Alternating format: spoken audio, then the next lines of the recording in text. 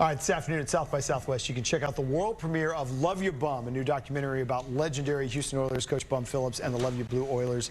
Casey talked with Dennis Quaid, who narrates the documentary earlier in the week. We've got co-director Sam Wainwright, Douglas here to talk about it. Again, we were just comparing us. I mean, this is so near and dear to my heart as a Houston kid of that age. Some of my first literal memories of my life are of that team and some of those games. Right. What led you to the project?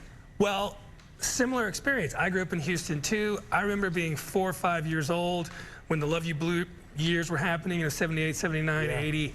And I was mesmerized by the energy in the city. Everyone was just having a really good time. There was Oilers stuff everywhere, Luv Ya Blue. So I remember that. And it's just so fondly looked back as a wonderful, energetic time in Houston. And they were such an underdog team at the time.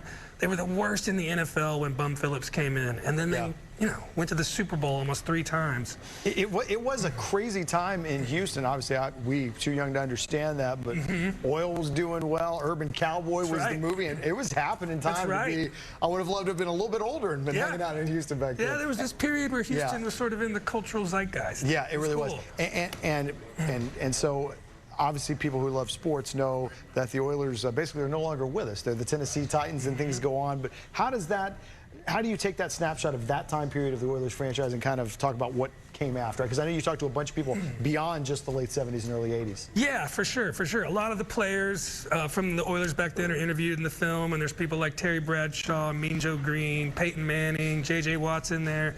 So that, they can speak a lot to the legacy, but we focused the film on that specific time, Luv Ya Blue. Yeah.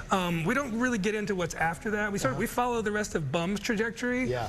But we wanted to leave you with that magical time, kind of like the players and everybody was left with it. Yeah. And I think one of the things that makes it so magical is the what if. Man, they were so close. Yeah. What if maybe that Mike Renfro touchdown is called a touchdown? Right. What if Bum doesn't get kind of fired in that New Year's Eve massacre? They call all these things. Yeah. What if? What if? So close and yet so far. Yeah, Earl Campbell says in the film, he says, I believe if Bum Phillips had been there another year, we would have won the Super Bowl. Yeah. He says, like, I really believe it. Yeah. So, unfortunate. Yeah, but again, and this is a story that's just so fun to tell for people so beyond that specific interest. So you got the premiere coming up at 12:30 today. Yes. A lot of work goes in putting together a project like this, but you just said as far as documentaries go, this one came together pretty quickly once it was time to get rolling. Yeah, once we were brought on board, this was about 6 to 7 months. I mean, Dave, we finished this movie on Saturday. Saturday is in fun. Okay, well, let's talk about that for a second. Yes, exactly. What's the stress level like when we know we got the premiere coming up? Today should be fantastic because we have quality controlled this thing enough times. Yes. So I'm feeling good. Yeah. I had to sleep pretty much all day Sunday. I bet you did. But I'm ready. This is gonna be fun. Wonderful. Well, I like that fly by the seat of your pants last minute. I think the Oilers would be proud of that. Yeah, for sure. that's right. Make it work. Again, and it does get all the way.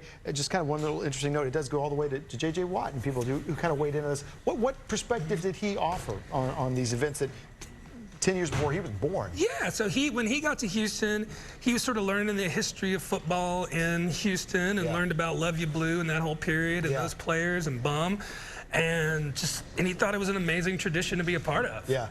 He was excited to be a Texan. Yeah, he played his role in that for sure, but I don't think anything compares to that era. Again, it was just such a special time. And once again, Luv Ya Bum, about the legendary Bum Phillips and his legacy, and kind of about that team.